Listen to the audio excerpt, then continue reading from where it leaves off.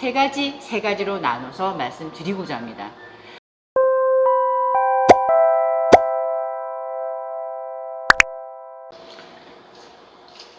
안녕하세요. 오디오 마이커피입니다. 아직 제가 제 부캐를 못 찾아가지고 어떻게 아직도 인사하는 게 어색해요.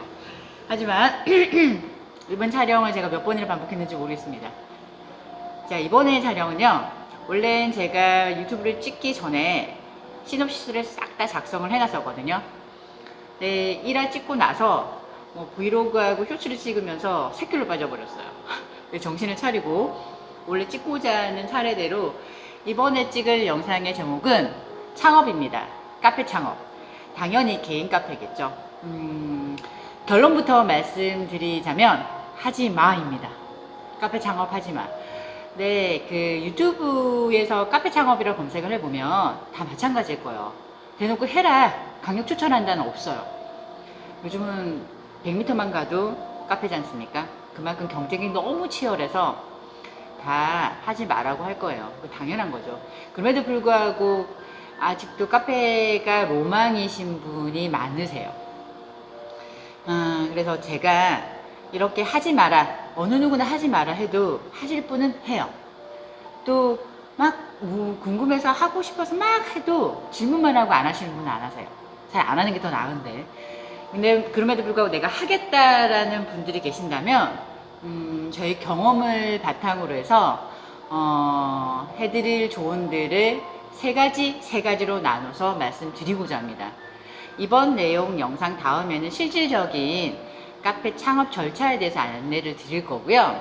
이번 영상은 먼저 카페 창업을 또는 창업이란 걸 하기 전에 내가 생각하는 것 중에서, 그리고 습관 중에서 버려야 되는 것들과, 그리고 창업을 하기 전에 꼭 지니고 장착하고 시작해야 될 생각과 마인드가 있기에 제가 영상을 찍게 되었습니다. 먼저 버려야 할 세 가지. 그 첫 번째로는 창업만 하면 된다. 창업만 하면 어떻게 될 거야. 창업이 타겟이고 목적이신 분들이 계세요. 그래서 질문을 보통 이렇게 하시죠. 카페 창업하는데 얼마 정도 들어요? 카페 창업하려면 학원을 다녀야 되나요? 한 달, 두 달 다니면 되나요? 이렇게 간단하게 질문하시는 분들이 너무 많아요. 근데 그렇게 쉽고 아니라고 단순 무식하게 접근을 하시게 되면 폭망합니다. 근데 그렇게 간단한 게 아니거든요. 카페인은 단순하지도 눅눅하지도 않아요. 정말 상권이 좋은 곳에, 카페가 원래 기존에 있던 곳을 아르바이트 하시는 분들이 알아서 막 이렇게 해오는 것을 얘가 인수를 했다. 그럼 가능할 수도 있죠. 근데 그럼 돈만 있으시면 돼요. 하지만 그렇게 잘 되는 곳을 굳이 넘길 이유가 있을까요? 팔진 않겠죠. 그래서 그런 쉬운 일은 아닙니다, 카페가. 그래서 카페만 창업하면 된다라고 생각하시는 것을 먼저 버리셔야 돼요. 그리고 단거리가 아니고 장거리잖아요. 창업하고 끝이 아니라 길게 어떻게 하면 잘 운영할지를 생각하시는 게 중요한 거죠. 자, 이제 버려야 할 두 번째입니다.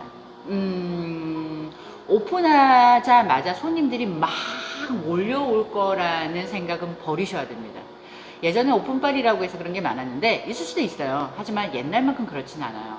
아주 너무 다양한 카페들이 많다 보니까 천천히 다른 사람 가는 거 보고 한번 가볼까? 이런 이벤트성으로 가지, 처음에 몰린다고 해서 막 우르르 가진 않아요.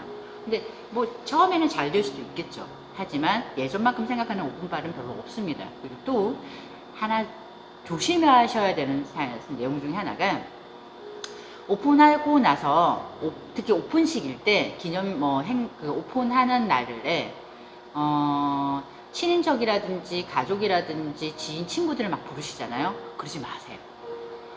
그날 그렇게 부르셨다가 일반적인 손님이 왔을 때 그네들이 파티처럼 느껴질 수도 있겠죠.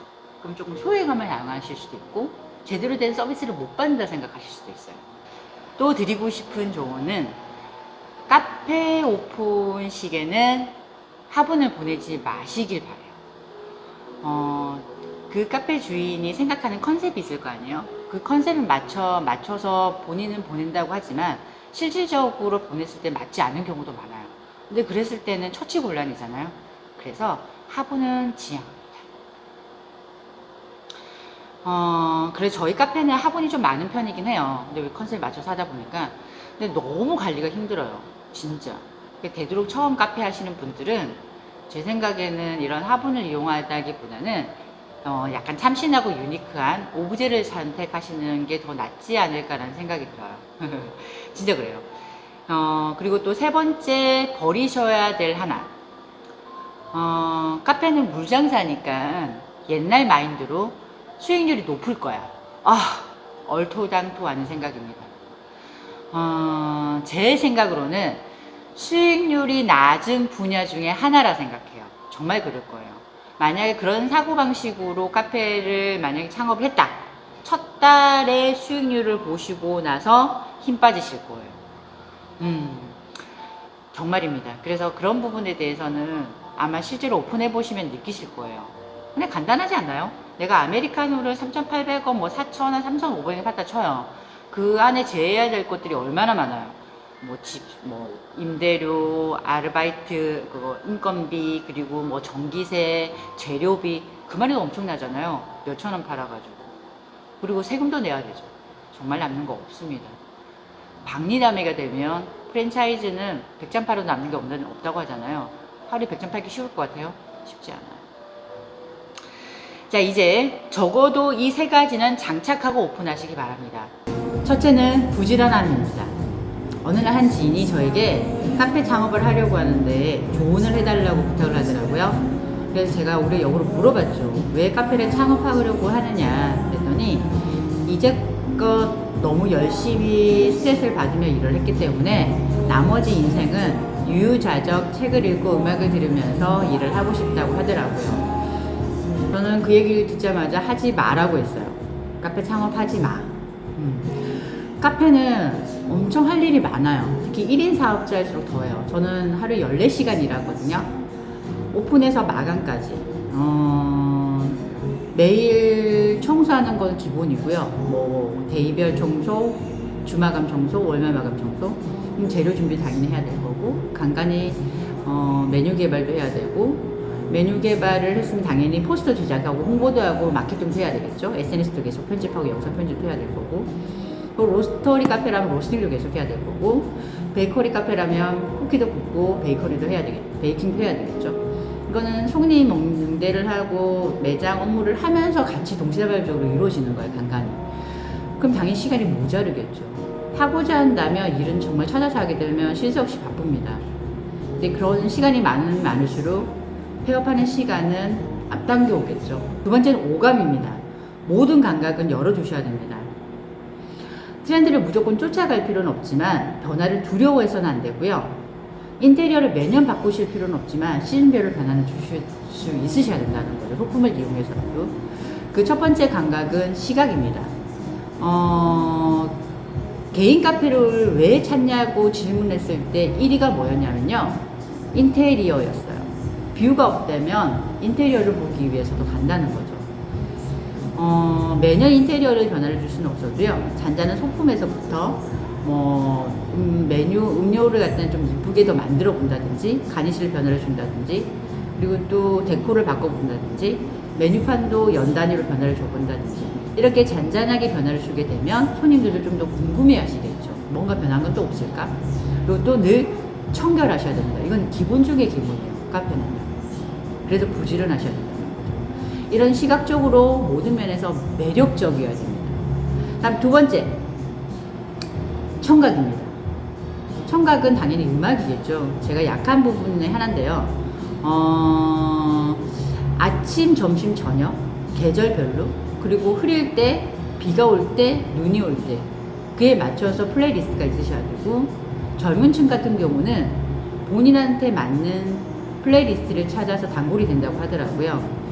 그래서 호불호가 없는 플레이리스트를 하나 정도는 몇 개 정도는 본인이 구비해서 세팅을 해 놓으셔야 되는 거죠. 진짜 저는 아직 이거는 어렵더라고요. 다음 세 번째, 촉각입니다.